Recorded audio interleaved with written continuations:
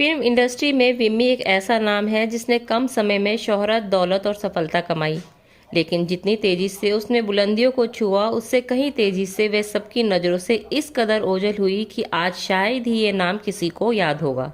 एक समय था जब बॉलीवुड के गलियारों में विम्मी इस कदर छाई कि हर कोई उनकी एक झलक पाने को बेकरार रहता था।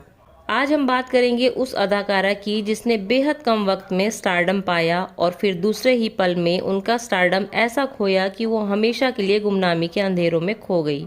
एक शादीशुदा लड़की और 2 बच्चों की मां किस तरह से रातों रात बन गई बॉलीवुड की सुपरस्टार। एक समय ऐसा भी था जब विमी बॉलीवुड की डिमांडिंग हीरोइंस में से एक थी। विमी ने उस समय के सुपरस्टार सुनील दत्त, शशि कपूर और राज कपूर के साथ काम किया। विमी के लिए ये स्टारडम सिर्फ 4 दिन की चांदनी बनकर आया और चला गया। B.R. चोपड़ा की suspense thriller film Humraaz super duper hit हुई। इस फिल्म में विमी के अपोजिट थे उस समय के सुपरस्टार सुनील दत्त, राजकुमार और बलराज साहनी। इस फिल्म के सभी गाने सुपरहिट थे और इस फिल्म को बेस्ट फीचर फिल्म का अवार्ड भी मिला। फिल्म हमराज के लिए B.R. चोपड़ा प्लानिंग कर रहे थे, एक ऐसे नए चेहरे की जो बिल्कुल यूनिक और दिलकश हो। दरअसल B.R. चोपड़ा किसी न्यू कमर को अपनी फिल्म में लेना चाहते थे और इसके लिए उन्होंने कई लड़कियों के ऑडिशंस भी लिए, लेकिन बात नहीं बनी। उनकी ये तलाश आकर विमी पर खत्म हुई। संगीतकार रवि ने चोपड़ा साहब को विमी के बारे में बताया। हैरानी की बात तो ये है कि विमी से मिलने के बाद वो एक नज़र में ही चोपड़ा साहब को अपनी फिल्म के रोल के लिए समझ में आ गई।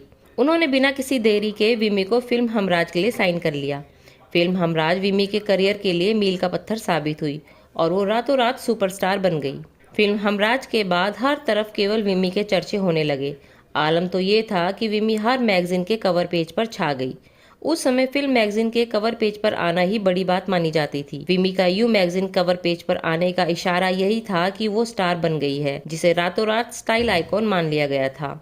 फिल्म हमराज से विमी ने जितनी तेजी से एक ही दिन में स्टारडम हासिल किया, उतनी ही तेजी से उन्हें डाउनफॉल का सामना भी करना पड़ा। यूँ कह सकते हैं कि विमी एक ही फिल्म के लिए बॉलीवुड में आई और फिर हमेशा के लिए गुमनामी के अंधेरों में गुम हो गई। ऐसा नहीं है कि उन्होंने फिल्म हमराज के बाद काम नहीं किया। दरअसल फिल्म हमराज के बाद उन्होंने और भी 10 फिल्मों में काम किया, जिनमें आवरू, वचन और पतंगा शामिल थी। लेकिन अफसोस की बात ये कि सभी फिल्में विमी के करियर के लिए डाउनफॉल ही साबित हुई।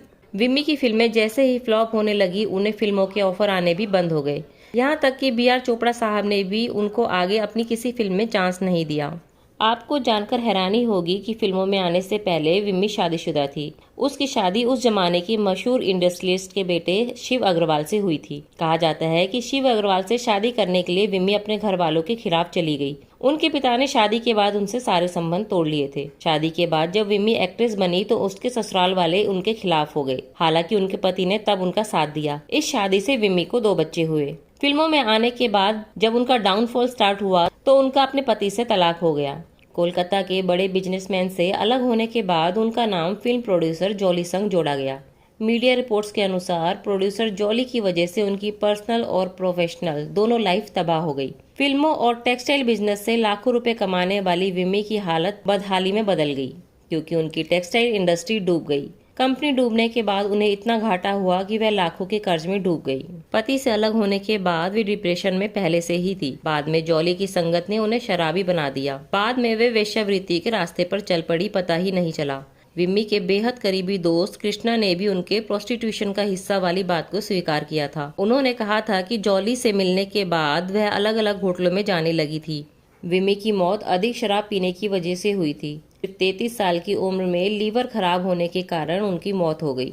इलाज के लिए उनके पास पैसे नहीं थे। जिंदगी के आखिरी दिनों में वो मुंबई के नानावटी अस्पताल के जनरल वार्ड में भर्ती रही, जहां 22 अगस्त 1977 को विमी ने अपना दम तोड़ा। उनके निधन के बाद अस्पताल में ना उनका पति था और ना ही बच्चे और ना ही कोई दोस्त या करीबी जो अस्पताल से उनकी लाश को शमशान तक ले जाए। उन्हें कंधा देने वाला भी कोई नहीं था। कहा जाता है कि जिसने उनकी जिंदगी तबाह की, उस जॉली वाले ने ही चाय वाले से एक ठेला लिया और ठेले में रखकर उनकी बॉडी को शमशान घाट तक पहुंचाया।